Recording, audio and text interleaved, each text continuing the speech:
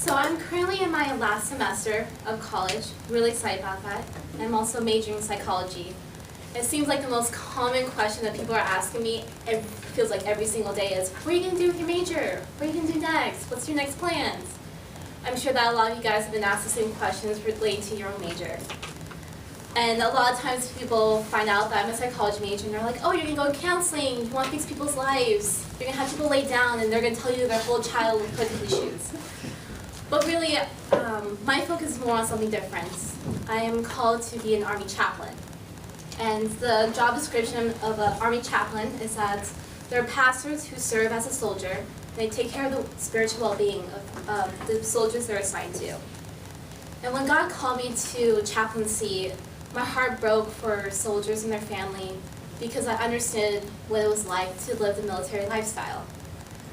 I grew up as an Army kid. My dad was, he served for 20 years. He's retired now. And he demonstrated what it was like to sacrifice, but also be dedicated to his country and to his family. He showed me how to be passionate and to be grateful for everything God has given him.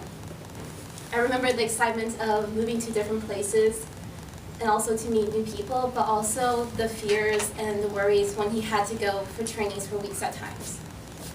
One thing my dad also taught me is how to be a planner. He has taught me how to plan for every worst case scenario that I could come across. I am trained to carry an emergency pack for wherever I go, just in case, I go into the middle of nowhere. Don't know why I'm there, but just in case I have it. I bring a rain jacket where I go, even any season, because, you just don't know what's going to happen, even in the desert. And so my dad has taught me how to plan for my future also. He has encouraged me to always anticipate for potential situations. So I'm a great planner. I have a 1-year plan, I have a 5-year plan, I have a 10-year plan. I know what I'm going to be doing the next 24 hours. And some of you probably think I'm a crazy person, a control freak. I am aware of this. I'm a psych major. I know my problems already. And some of you are probably relating to me and thinking that we can be best friends and we can compare our journals together. But I think we can all relate that we can't control everything in our life because life blindsides us sometimes. That even though we can plan or not plan for situations, we are surprised by joy, but we are more often surprised by sorrow. Last year, my family went through unexpected news that my father had cancer. And it got really scarier because they told him that he needed to consider treatment right away. And it was harder when the doctors were talking about it spreading to other organs and how bad it could possibly be. Surprise of sorrows can hit you like a ton of bricks. And even though we can plan for the worst case scenarios, you can't always expect everything. And so going through this process of my dad's illness, faith was hard. I had my friends and my church to support me saying, God will give you comfort, He'll give you peace. Oftentimes people say, everything is in God's purpose and plan, that everything is going to be used for His glory. And I grew up in church, I heard these lines before, I even said them myself. But then, to the point where I had to relate it to a real-life situation, I just didn't understand what it meant. So how was my father's cancer part of God's plan? How was glory going to be coming from this? The one thing that trumped me the most is that people kept telling me I was going to experience God's comfort, but instead experience His silence. I didn't see His presence. I didn't feel His peace. I just felt silence. And so I had the best intention to have faith with my parents, to withstand the storms of life, to have faith that can go through all struggles. But in my experience, God didn't show up the way I planned. He wasn't the overwhelming comfort and peace that I was expecting. So I know I'm not the only person here who had to grapple with the idea and consider the question of how do I respond to God's plans when it doesn't match my own? Well, what if I said that God isn't good? He's not our version of good. When we talk about Him, do we see Him in the lens of our goodness or His own character? So how should we respond and reconcile the tension within ourselves when God's plan doesn't match our own? I know only a lot of questions out there asking the hard ones, and I've been advised not to unpack too many boxes in my sermon, but I'm also a psychology major, and half of my classes teach me to ask good questions, so bear with me. but we're going to look at a man who is considered to follow God's own heart. His situation is different from mine, but he had a plan. He had a really good intentional plan to glorify God, but instead God shot him down and gave him another plan. This man is David, and we pick up the story in 2 Samuel chapter 7, where David wants to build a temple for God, but instead God says no and gave him an alternative plan. And so through this text, I want you to keep in mind the question, how to respond to God's plans when it doesn't match your own. Because I think we can learn a lot from David and his response to God. So in verse 1, it says, "After the king was settled in his palace, and the Lord has given him rest from all of his enemies around him, he said to Nathan the prophet, 'Here I am, living in a house of cedar, while the ark of God remains in a tent.' Nathan replied to the king, 'Whatever you have in mind, go ahead and go for it, for the Lord is with you.'" In this very section, David desires to build a house for God, a temple for his victorious king. His intention was to dedicate a temple for God and to look around himself in his elaborate palace and to see that the ark, God's presence, was living in a tent.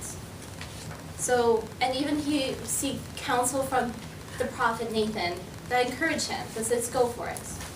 But in the next section, we see the narrative kind of folding in a different direction, where God says instead, Are you the one to build me a house to dwell in? I have not dwelled in a house from the day I have brought Israel up out of Egypt to this day. I have been moving from place to place with a tent as my dwelling. Where I moved with all the Israelites, did I ever say to any of their rulers who I commanded to shepherd my people Israel, 'Why have you not built a house of cedar?'" God kind of gives David a reality check to remind him of he never asked or requested such a temple. But he continues in his response to David to remind him of the past and the present. God reminds David of what they've been through together, from the pastures that David was a shepherd to the ruling over Israel. God has brought him victories in battles, and he even says in verse 9, "I have been with you wherever you have gone." Then God presents David the alternative plan. He has promised to make his name great. David will experience peace, and God will give him rest from his enemies. And then he promised to be blessing to David's family, that God will be with them and will never take his love away from them. In this section where God responds to David, God first responds to point out that David that he never asked him to build a temple. David just assumed. And I think we can also relate to this, how we don't always go to God first asking, and sometimes we just kind of act. I think a motto that's been incorporated in our culture is to ask for forgiveness rather than permission.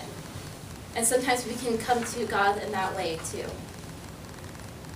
But God is always gracious, and we see that with David, that when he corrects David, then he goes into reminding him of his love. And he reminds David that he will always be with them. So how often do you believe that God has been with you wherever you have gone? I think God's statement also implies that I have gone with you. I've gone wherever you've been, through the good and bad. That God has been with you in the surprise of the joy, and also the time of sorrow. That God has been with you when stress and you're tired and the piles of project just keeps growing. That God has been with you, and he's faithful to be with you. So God sets the stage to reassure David of God's love before addressing his alternate plan. So God declines David's plan to build him a temple and presents him an alternative of blessing his family. So let's look at the two plans that were presented. Well, the temple was something that would stand for decades and it was tangible. David can look at it and be proud of what he is devoting to God. It's something that you can work on to see all the hard work you can go into. But then God's plan, his purpose, was to bless his family. And it's not something that he could see. It's not something that he would be able to enjoy. It's a seed that would be planted that he would never be able to harvest. And perhaps your plans are tangible and you can see them. You can put all the hard work in and to see everything that you want to, all the results you wanted. But God's plans are often requires patience, and more importantly, it requires trust in God's faithfulness. And us now, we can see in hindsight that that we can see that the blessing of David's family leads to the lineage of David, where the birth of Christ, where we get to celebrate in the season of Advent. So how do you respond in this situation? I wish I could say that my immediate reaction, if I was in David's position, would be full of joy and faith and excitement. But I think my human emotions get in the way sometimes. I think that there will be an element of disappointment that God turned down my plan. I think I would experience frustration or confusion of what's going on because Nathan agreed with him. And maybe I would even ignore it. Maybe I would turn away. But of course, we're pondering on David's psyche and what could be possibly going on in the back scenes. But the narrative paints a picture of David's response and his process as he prays to God. Picking up in verse 18, it says, "Then King David went in and sat before the Lord, and he said, 'Who am I, sovereign Lord? And what is my family, that you have brought me this far? And as it was not enough in your sight, sovereign Lord, you have spoken about the future of the house of your servant. As this decree, sovereign Lord, is for a mere human. What more can David say to you? For you know your servant, sovereign Lord, for the sake of your word, according to your will, you have done this great thing and make it known to your servant.'" Later in his prayer, he says this, "Lord Almighty, God of Israel, you have revealed this to your servant, saying, 'I will build a house for you.' For your servant has found courage to pray this prayer to you.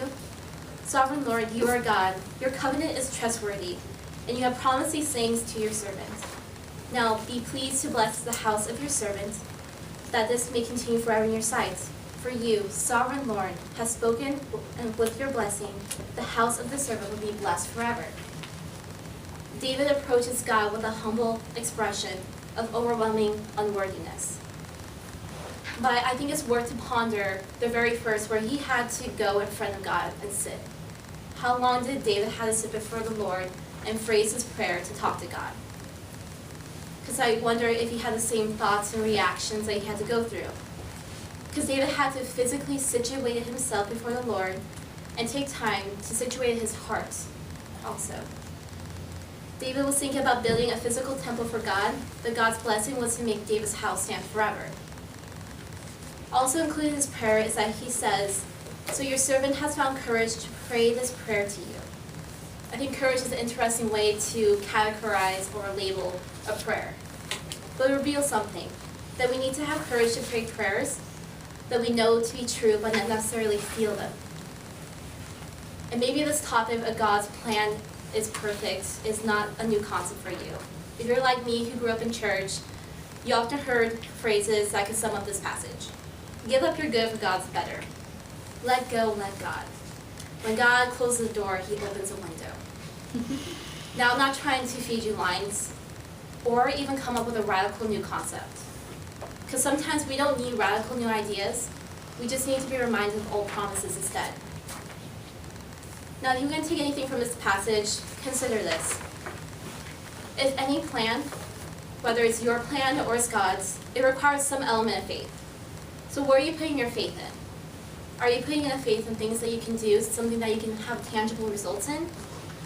Or are you going to remind yourself, like David, that he is a sovereign Lord and his covenant is trustworthy? Another way to respond to this passage is not to flinch away from the hard questions. Why don't good things work out? Because yes, God is good and his plans are good. But perhaps it's not just a feeling that this is true, but it's a reminder that it's true. How should we respond when God's plan doesn't match our own? Well, I believe it's remembering that God's perfect purpose is better than our good plans. And so in my instance with God last year, I had a good plan. My plan of action was to have a strong faith, to act in a way in the response to my father's cancer is to smile. It's to say that everything's going to be okay. Instead, God had a bigger purpose. He was silent. In a way that a therapist is silent in a session. Because it creates an awkward tension where the client is kind of moved to respond, and usually in a very honest way. So God's silence made me move to remove the mask that is going to be okay prayers to God. And instead, My prayers look more like, God, I'm scared. I'm worried. I don't understand and I have doubts. But you are still my God. I had my own lament moment with God that moved me not to be afraid of my doubts, but to find courage to say prayers that I didn't necessarily feel in the moment, but to know to be true. So even when we plan the best of our ability, or maybe the worst, God's perfect purpose is better than our good plan.